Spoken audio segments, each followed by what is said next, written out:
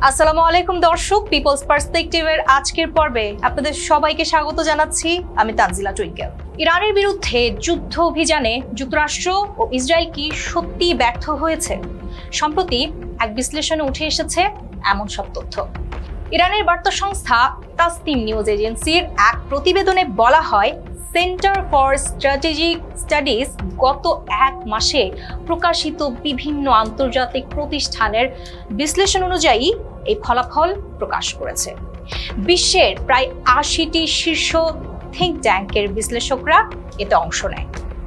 গবেষণায় বলা হয়েছে, উন্নত সামরিক প্রযুক্তির কারণে যুক্তরাষ্ট্র ও ইসরায়েল কিছু ট্যাকটিক্যাল সাফল্য অর্জন করলেও কৌশলগত দৃষ্টিকোণ থেকে তারা ব্যর্থ হয়েছে।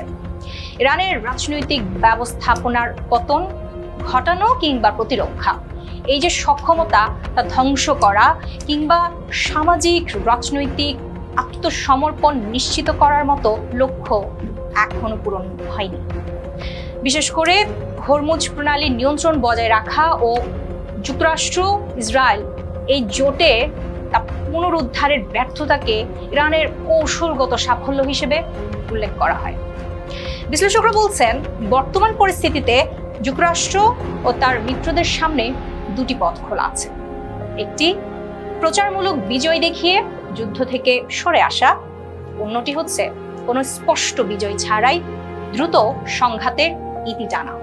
তো দর্শক, এ ছিল আজকের মতো পিপলস পার্সপেক্টিভের পর্বে। আগামী পর্ব দেখার আমন্ত্রণ জানিয়ে শেষ করছি এখানেই।